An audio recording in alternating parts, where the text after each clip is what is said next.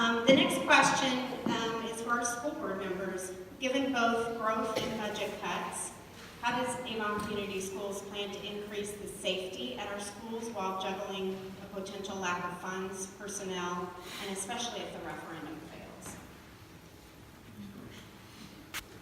Thanks, John. Ladies first. I'm not quite as comfortable speaking extemporaneously, so I'll apologize if I look to some notes. But I have to admit that I found that to be a really interesting and almost perplexing question, because it seems to be asking how are we going to do more with less. And with the issue of safety, it really concerns me. It concerns me a lot. Honestly, without additional resources, I can't tell you that we'll be able to do more. I think that we'll tell you we'll continue to try. But we have to be honest here. We currently have a $50,000 school safety grant, but grants come to an end. Sure, we'll continue to apply for grants, and we might be able to procure additional ones to purchase additional equipment. But even additional equipment requires individuals to operate or monitor it.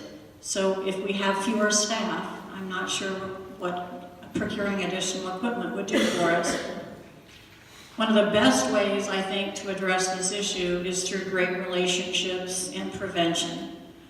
We currently have really great relationships with our town police department and our town fire department, but they can't be everywhere. I presume that we will continue our community and corporate-wide safety committees. I was transfixed after the Parkland incident and couldn't get enough of watching what was happening. It was very upsetting, and I really was listening to the interviews of some of the government officials.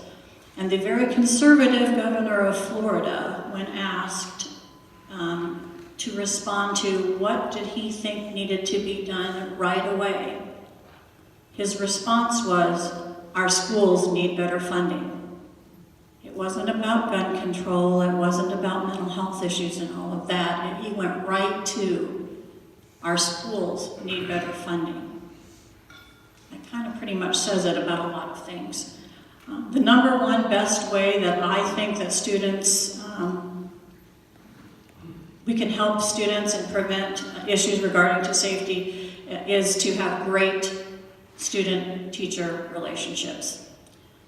With smaller class sizes and participation in extracurricular activities, students and teachers and coaches find trusting relationships. They find somebody that they can have a closer one-on-one attention to, somebody that they feel that they can confide in. Students often know if someone or something is wrong way before we adults know. So kind of, if you see something, say something, but you gotta have somebody that you feel comfortable talking about it to. If they have a positive relationship and a caring adult in the school, then they're more likely to report something they see or something that they hear, and an adult can take an appropriate action and hopefully prevent something. Over the years, I've learned from teachers and principals, and especially when we've had to deal with sometimes nasty discipline matters, that the principals and teachers have told me that more bad behavior and potentially illegal activity, as well as just plain bullying, is nipped in the bud before it happens, when students feel comfortable coming to a teacher, talking to a coach, reporting it to a principal, whoever that specific person might be, and it's different for every student. That requires more staff, more individual attention, not less. So staff reductions, Dr. Horniman said class size, and it's absolutely about that. But staff reductions across the board impact something like safety, in my opinion. So I can tell you that we'll continue to try, but I cannot promise more safety with less funding.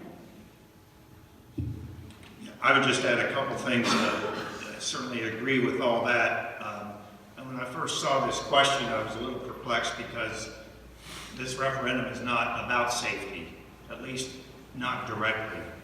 But Pam summed up why it is indirectly about safety, why it impacts safety. So to answer that question, yeah, we're gonna have to do more with less, meaning it'll be more challenging.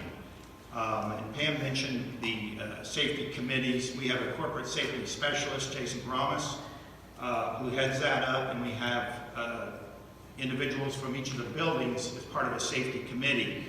And then there's a monthly meeting with the County Safety Commission. So, you know, if it fails with fewer people, fewer connections with adults that the kids and some who may be troubled have, we'll have to lean more on the suggestions from the County Safety Commission and try to come up with creative ways to be safer. But no doubt it'll be a bigger challenge.